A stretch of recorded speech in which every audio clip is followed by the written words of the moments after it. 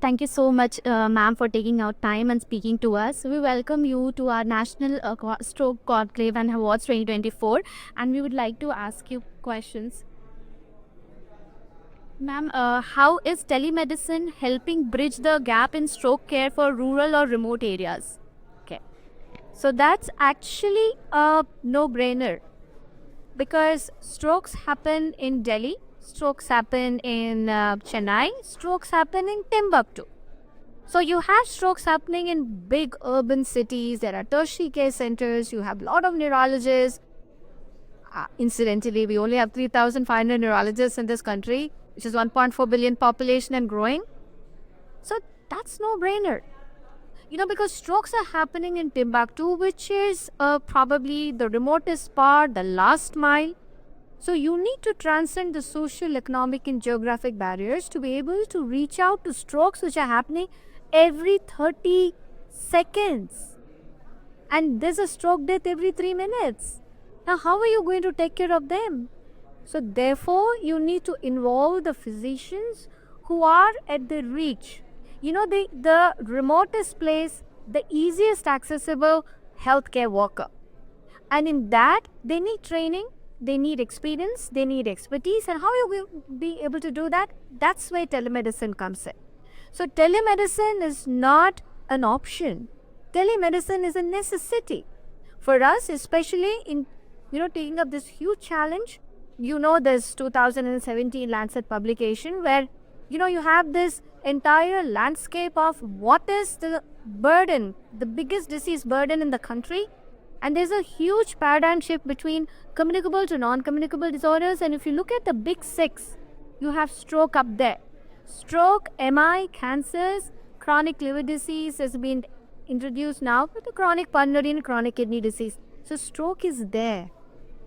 Therefore, I guess telemedicine is a necessity, which we call the telestroke. Training the physicians or the clinicians who are involved with the stroke happening, whether it is a district hospital, it's a primary health center, you should be able to identify, maybe transport, what are the guidelines. So protocols need to be developed that can be well developed given with the telestroke. Ma'am, one more question. Can AI and machine learning reduce treatment delays in acute stroke care? So I think one of the biggest innovative, the gigantic innovation has been the advent of artificial intelligence and its role in healthcare delivery systems. So across healthcare delivery systems, AI has come in a big way, and it's evolving. And there is no probably better podium where it can be showcased as it is in acute stroke care.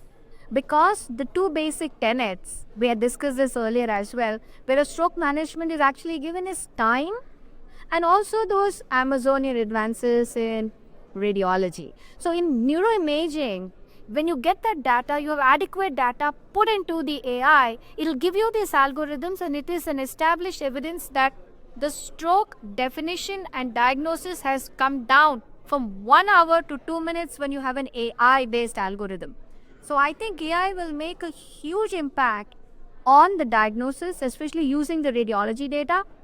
Besides that, also developing algorithms as to if I put in this clinical data and I have this lot of these stroke apps which are being now developed, put in this data, the AI will tell you, look, this is a small stroke, look, this is a major stroke, this is a large vessel, transport to the comprehensive stroke center, and this is an algorithm. You can give this IV. If you give this IV, maybe this will be a bleed, there will not be a bleed. What is a stroke outcome? I think the entire tapestry of a stroke outcome can probably be given. So I would think from a diagnosis, triage, stroke unit care, and the discharge plan, rehab, and even in the basis of research or drug delivery and what have you, there's a huge potential for AI in delivery of stroke. Okay. Thank you so much, ma'am, for sharing our insights, and we are really pleasure to have you here, and thank you so much for speaking to us.